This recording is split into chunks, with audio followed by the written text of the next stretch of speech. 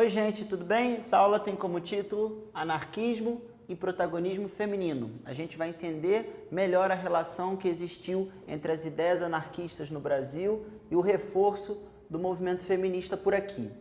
Para começar, é importante que a gente esclareça melhor para quem está acompanhando o que os historiadores chamam de anarquismo. Anarquismo foi uma teoria social que ganhou força no mundo do século XIX, que era basicamente contra o Estado, ou seja, contra as formas de governo, contra o capitalismo, contra todo esse sistema econômico e também com a igreja, contra a igreja, ou seja, de uma forma geral os anarquistas eram contra toda e qualquer forma de exercício de autoridade de uma instituição.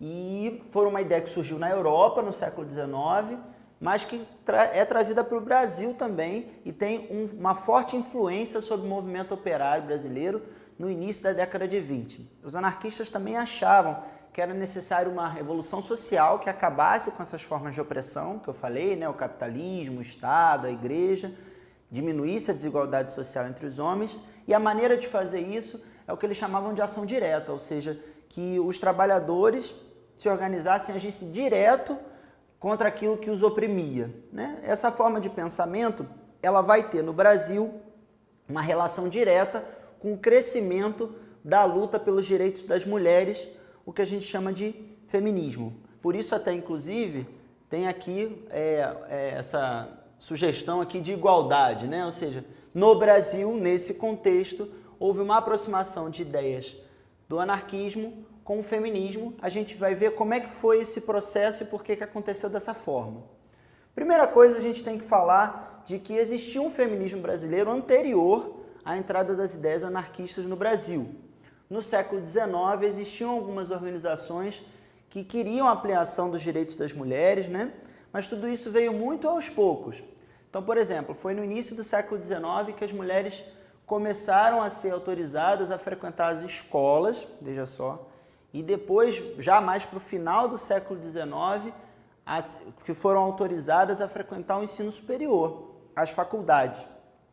Vale a gente ficar atento que a autorização a frequentar não quer dizer que isso era bem aceito socialmente.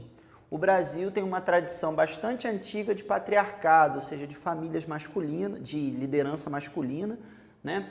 E predominância dos homens nos papéis de poder. Isso existia também no século XIX e esses avanços, eles foram muito assim, foram mais exceção do que regra.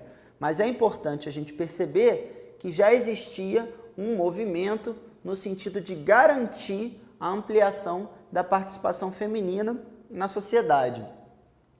Quando é que esse movimento se amplia de maneira assim, bastante decisiva?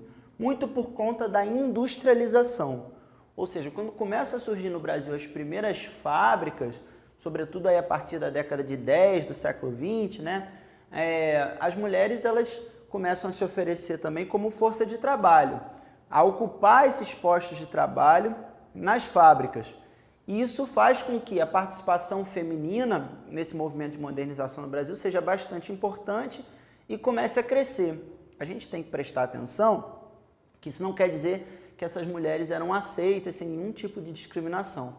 Existia discriminação salarial com as mulheres, por exemplo, né? E ainda existia um pensamento muito forte na sociedade de que as mulheres deveriam se ocupar das tarefas domésticas. De toda maneira, a industrialização ela traz esse tema mais para o debate. Com o surgimento dessa classe operária no Brasil e o aumento do número de operários e trabalhadores, isso passa a ser um tema também da discussão dos movimentos operários. No Brasil, na década de 10, a principal referência que existia dentro dos movimentos operários de ideia para a transformação da sociedade era o anarquismo. Por isso é que existe essa associação aqui no Brasil.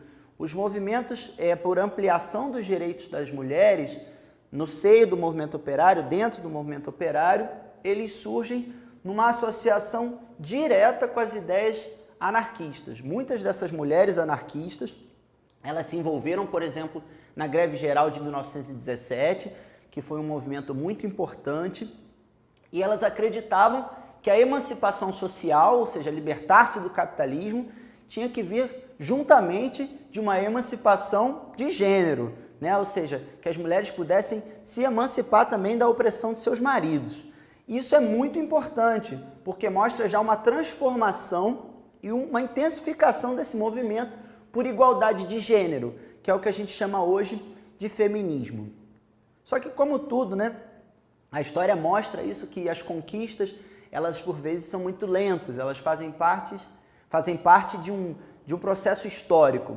No caso do Brasil, por exemplo, a participação política das mulheres, ela só começa a aparecer, e mesmo assim muito pouco, lá no fim da década de 20, com a primeira mulher que consegue autorização judicial para votar, porque o voto no início do século XX era masculino, tá? E anos mais tarde, a primeira prefeita. Mas veja, tudo conseguido na justiça com muita dificuldade. No Brasil, as mulheres só foram autorizadas a votar no governo de Getúlio Vargas, a partir de uma lei que saiu em 1932, sendo que a primeira vez que as mulheres foram às urnas em nível nacional foi em 1933, para a eleição de Assembleia Nacional Constituinte. Ia fazer uma nova Constituição para o Brasil, as pessoas foram votar e foi a primeira vez que houve participação nacional de mulheres. Isso é interessante a gente perceber, porque na década de 30 já havia outros movimentos pelo mundo no sentido de aumentar a participação das mulheres, aumentar o protagonismo feminino na sociedade. O mais conhecido deles foi o movimento das sufragistas na Inglaterra, onde havia uma organização pública no sentido de garantir o direito a voto. Nessa época ainda tinha gente que pensava que a mulher não tinha que votar porque ela estava submetida ao marido. O que essas mulheres mostraram é que elas não pensavam dessa forma. E o movimento feminista no Brasil foi muito importante para a garantia desse direito, que veio com Getúlio Vargas, mas não caiu do céu, né? Foi fruto de muita luta dessas mulheres. Aliás, um outro fator externo que tem uma relevância muito grande na relação com a conquista do protagonismo feminino na sociedade é esse aqui, né? O efeito da guerra. O que acontece? Lá na Europa, no início do século XX, há duas grandes guerras mundiais, né? A Primeira Guerra Mundial e a Segunda Guerra Mundial. Foram uma série de conflitos de bastante impacto. O que aconteceu nesses países lá da Europa e que teve reflexo no Brasil? Eles necessitaram de mão de obra nas fábricas para produzir os mantimentos, para produzir as roupas para as tropas, os armamentos. Então, isso fez com que lá na Europa se ampliasse a participação feminina no mercado de trabalho. Isso se tornou uma tendência mundial que chegou aqui no Brasil também. Então, repara como é que o mundo está conectado, né? Hoje mais, mas de certa maneira esse mundo do século XX também está bastante conectado, porque essas mudanças na Europa, elas têm desdobramento aqui no Brasil também.